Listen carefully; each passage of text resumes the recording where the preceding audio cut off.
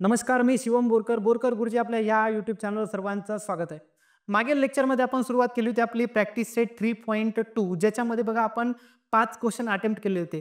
आज आपल्याला बघायची आपली रिमेनिंग प्रॅक्टिस सेट ज्याच्यामध्ये बघा आपला 6 नंबरचा क्वेश्चन काय विचारला गेलेला आहे. बघा या ठिकाणी दिलेले आपल्याला find how many 3 digit natural number are divisible 5. तर आपल्याला काढायचं की बा 5 3 अंकी संख्या अशा किती येतात ज्याला 5 काय होते पूर्णपणे भाग जाते. तर या ठिकाणी बघा काय करणार की let the 3 digit number divisible by 5 are. तर यामध्ये बघा जी पहिली संख्या आहे 3 डिजिट ज्याला आपण 5 न पूर्णपणे भाग देऊ शकतो ती संख्या बघा या ठिकाणी 100. त्याच्यानंतर बघा जे सेकंड आहे ती कोणती असणार आहे 105. असं या पद्धतीने जर आपण गेलो नेक्स्ट असणार आहे 110. नेक्स्ट या पद्धतीने जर गेलो तर जी शेवटची आपली 3 अंकी संख्या असणार आहे जिला 5 न भाग जाते ती कोणती असणार आहे बघा या ठिकाणी 995. तर या ठिकाणी बघा आपल्याला काय मिळत आहे एक अरिथमॅटिक प्रोग्रेशन मिळत आहे. तर या ठिकाणी बघा आपली जी फर्स्ट टर्म आहे a = t1 = या ठिकाणी बघा 100. त्याच्यानंतर आपल्याला डिफरन्स जर काढायचा असेल तर t2 - t1. तर या ठिकाणी बघा 105 वजा या ठिकाणी 100 आणि जो डिफरन्स येणार तो कितीचा येणार आहे 5चा येणार आहे. कारण की ही जी संख्या आहे कितीनं डिव्हिजिबल आहे 5 न. नेक्स्ट ही जी नंबर असणार आहे आपला शेवटचा ज्याला आपण काय कन्सिडर करतो या ठिकाणी बघा tn किती दिलं आपल्याला 995. नेक्स्ट आपल्याला नंबर काढायचे आहेत. हे किती नंबर आहेत म्हणजे आपल्याला n ची व्हॅल्यू काढायची. मग या ठिकाणी आपण लिहिणार we know that tn = a + n - 1 * d. तर या ठिकाणी आपण काय करणार आता ज्या व्हॅल्यू आहेत त्या काय करणार पुट करणार. तर या ठिकाणी बघा tn ची व्हॅल्यू आहे 995, a ची व्हॅल्यू या ठिकाणी 100 प्लस n - 1 या ठिकाणी d ची व्हॅल्यू काय 5. त्याच्यानंतर प्लस 100 इकडच्या साईडने आल्याच्या नंतर काय होणार मायनस. म्हणून 995 - 100 = n - 1 * 5. त्याच्यानंतर याच्यामधून आपण 100 जर मायनस केले तर काय येणार 895 = n - 1 * 5. त्याच्यानंतर 5 या ठिकाणी काय मल्टिप्लाय इकडच्या साईडने आल्याच्या नंतर काय होणार डिवाइड. म्हणून 895 डिवाइडेड बाय 5 = n - 1. तर या ठिकाणी बघा कितीचा भाग जाणार 5 1 5 1 उरले या ठिकाणी बघा 3 5 7 35 उरले किती बघा या ठिकाणी 5 9 45. तर या ठिकाणी बघा आपण जर 5 न डिव्हिजिबल केलं तर किती भाग येणार आपला 179 = n - 1.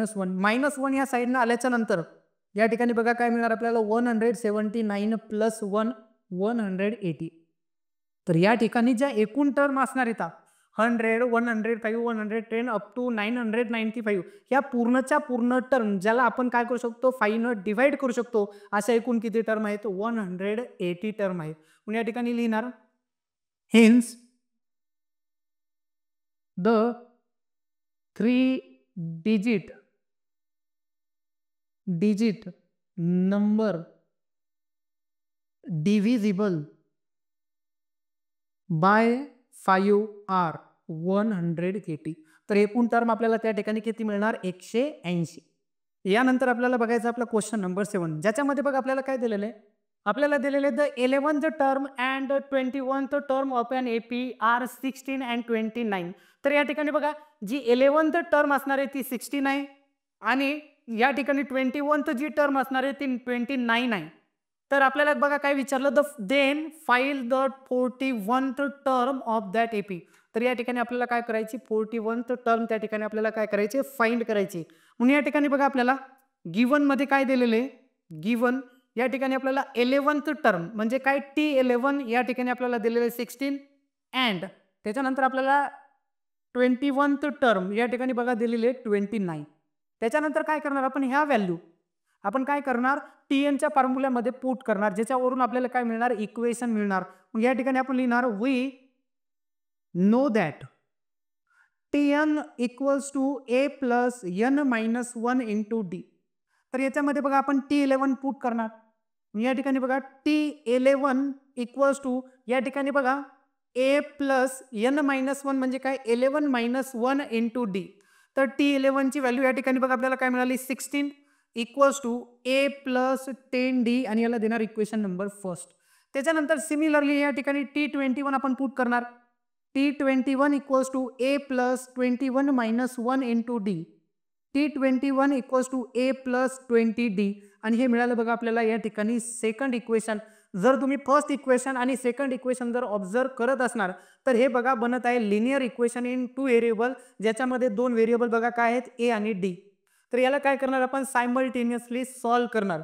तर या ठिकाणी बघा T21 आपल्याला दिलेली आहे, या ठिकाणी T21 आपल्याला दिलेली आहे 29. तर या ठिकाणी बघा आपण इक्वेशन फर्स्टला काय करणार 2 न मल्टिप्लाय करणार. या ठिकाणी करणार मल्टिप्लाय इक्वेशन फर्स्ट बाय या ठिकाणी किती 2 न. तर काय होणार बघा 32. त्याच्यानंतर या ठिकाणी 2A प्लस किंवा या ठिकाणी आपण काय करू शकतो A कॅन्सल करू शकतो. तर बघा या ठिकाणी काय करू शकतो आपण A काय करू शकतो या ठिकाणी कॅन्सल करू शकतो. म्हणजे आपल्याला काय करावं लागेल या ठिकाणी या दोन इक्वेशनचं काय करणार आपण सबस्ट्रॅक्शन म्हणून या ठिकाणी करणार बघा subtract equation first from equation second. तर या ठिकाणी बघा सेकंड इक्वेशन मधून फर्स्ट इक्वेशन काय करताय आपण सबस्ट्रॅक्ट करताय. या ठिकाणी लिहिणार आपण A plus 20D equals to 29. हे झालं बघा या ठिकाणी आपलं सेकंड इक्वेशन. त्याच्यानंतर या ठिकाणी बघा A plus 10D equals to या ठिकाणी 16. हे झालं आपलं इक्वेशन फर्स्ट. त्याच्यानंतर आपल्याला माहिती आहे की आपण ज्यावेळेस सबस्ट्रॅक्शन करणार त्यावेळेस जे खालचं इक्वेशन आहे त्याचे साईन काय करणार आपण चेंज करणार. Minus minus minus plus A minus A या ठिकाणी काय होणार कॅन्सल. त्याच्यानंतर बघा 20 मायनस 10 या ठिकाणी काय मिळणार आपल्याला 10D आणि त्याच्यानंतर 29 मायनस 16 या ठिकाणी काय मिळणार आपल्याला 30. त्याच्यानंतर बघा 10 मल्टिप्लाय तिकडच्या साईडने गेल्याच्या नंतर काय होणार डिवाइड. या ठिकाणी आपल्याला D ची व्हॅल्यू बघा काय मिळाली 13/10 आणि ही व्हॅल्यू आपण इक्वेशन फर्स्ट मध्ये काय करणार पुट करणार, ज्याच्यावरून बघा आपल्याला A ची व्हॅल्यू मिळणार. म्हणजे या ठिकाणी put D equals to 13/10 in equation first. तर या ठिकाणी बघा काय first equation A plus 10D equals to 16. A plus 10 into 13/10 equals to 16. 10 या ठिकाणी काय होणार कॅन्सल होणार. त्याच्यानंतर बघा प्लस 13 म्हणजे या ठिकाणी काय राहिलं A plus 13 equals to 16 plus 13 तिकडच्या साईडने गेल्याच्या नंतर या ठिकाणी आपल्याला A ची व्हॅल्यू बघा काय मिळाली आपल्याला 3. तर या ठिकाणी बघा आपण A ची व्हॅल्यू काढली, D ची व्हॅल्यू काढली. आता नेक्स्ट आपल्याला विचारलं होतं 41th टर्म आपल्याला त्या ठिकाणी काय करायची होती फाइंड करायची होती. म्हणून या ठिकाणी आपण करणार की let Tn equals to A plus n minus 1 into D म्हणजे T41 A प्लस या ठिकाणी A ची व्हॅल्यू आपण फाइंड केली किती मिळाली आपल्याला 3 प्लस 41 मायनस 1 इंटू या ठिकाणी बघा D ची व्हॅल्यू आपल्याला काय मिळाली 13/10 म्हणजे 3 प्लस 41 मधून 1 गेले या ठिकाणी बघा किती राहिले आपले 40 इंटू 13/10. तर या ठिकाणी बघा 10 आपण काय करू शकतो भाग 10 1 10 10 चूक 40 13 चूक 52 आणि 52 आणि 3 या ठिकाणी किती होणार 55. जी 41th टर्म असणार आहे ती काय असणार आहे आपली 55. म्हणून या ठिकाणी आपण लिहिणार hence 41th term of an AP is 55. तर ती कोणती असणार आहे 50. नेक्स्ट यानंतर आपल्याला बघायचं आपला क्वेश्चन नंबर 8 ज्याच्यामध्ये बघा आपल्याला काय दिलेलं आहे 11,8,5,2 in this AP which term is number -151. तर आपल्याला काय विचारली या नंबरची एक्झॅक्ट पोझिशन नेमकी कुठे येणार म्हणजे ही कोणती टर्म आहे. तर या ठिकाणी काय करणार की आपण लिहिणार गिवन या ठिकाणी लिहिणार 11,8,5,2. तर या पद्धतीनं आपल्याला काय दिलेले सिक्वेन्स तर आपण कन्सिडर करणार की याची जी nth टर्म आहे ती काय आहे -151 म्हणजे याची कन्सिडर केली किंवा nth टर्म याची ही आहे. तर या ठिकाणी बघा आपल्याला ही AP दिलेली आहे याचा अर्थ A equals to T1 equals to 11. त्याच्यानंतर या ठिकाणी आपण कॉमन डिफरन्स फाइंड करणार आणि याला आपण Tn कन्सिडर करणार. Tn equals to -151 nth term याला आपण काय केलेलं आहे कन्सिडर केलेलं आहे. त्याच्यानंतर D equals to T2 minus T1 म्हणजे 8 मायनस 11 या ठिकाणी काय मिळेल आपल्याला -3. तर या ठिकाणी आपल्याला माहिती आहे आता फॉर्म्युला आपला we know that Tn equals to A plus n minus 1 into D. तर या ठिकाणी Tn ची व्हॅल्यू -151, या ठिकाणी ए ची व्हॅल्यू आपल्याला दिलेली 11 प्लस या ठिकाणी n -1 आणि कॉमन डिफरन्स या ठिकाणी किती चाललेला आहे 3चा -3चा. त्याच्यानंतर बघा प्लस 11 या साईडने आल्याच्या नंतर काय होणार मायनस, म्हणून -151 minus 11 equals to n -1 into -3.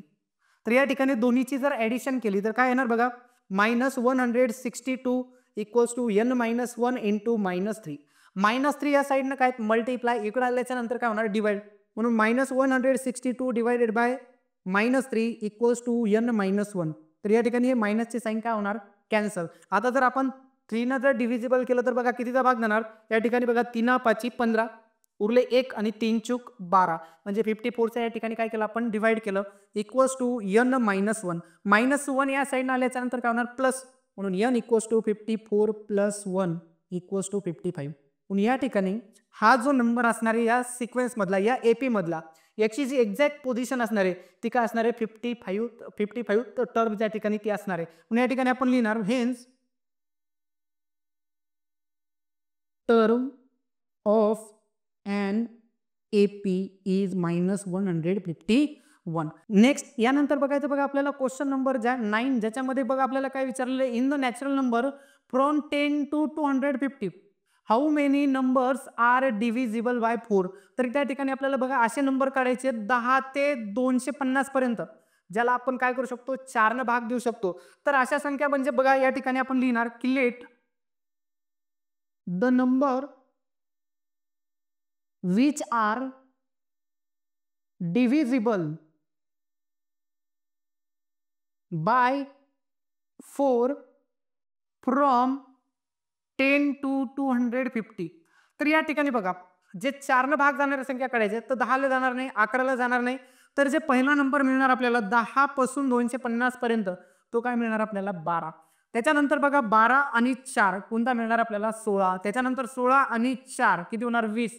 तर या पद्धतीनं आणि 250च्या आधी जो शेवटचा नंबर आहे तो काय असणार आहे बघा या ठिकाणी 248. तर या ठिकाणी आपण याला कन्सिडर करणार TL. म्हणजे या ठिकाणी बघा A equals to 12, D equals to T2 minus T1, याचा अर्थ 16 मायनस 12 या ठिकाणी काय मिळणार 4, आणि nth term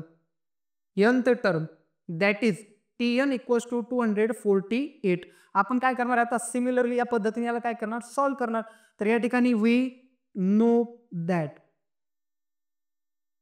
Tn equals to a plus n minus 1 into D. तर या ठिकाणी बघा Tn ची व्हॅल्यू आपल्याला दिलेली आहे 248, a ची व्हॅल्यू या ठिकाणी 12 प्लस n मायनस 1 डिफरन्स या ठिकाणी कितीचा आहे 4चा. त्याच्यानंतर बघा हे प्लस 12 इकडच्या साईडनं आल्याच्या नंतर काय होणार मायनस n मायनस 1 इंटू 4.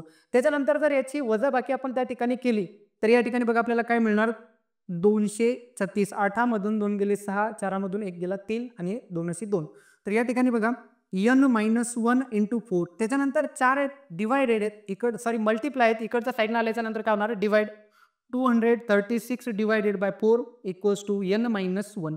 तर या ठिकाणी बघा कितीचा भाग जाणार 4 5 20 उरले बघा या ठिकाणी 3 आणि 4 9 36. तर या ठिकाणी कितीचा भाग जाणार 59चा. -1 या साईडनं आल्याच्या नंतर बघा काय होणार n इक्वल्स टू 59 अधिक 1 बरोबर किती 60.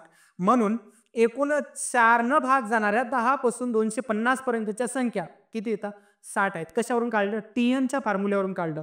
मग या ठिकाणी आपण लिहिणार हेन्स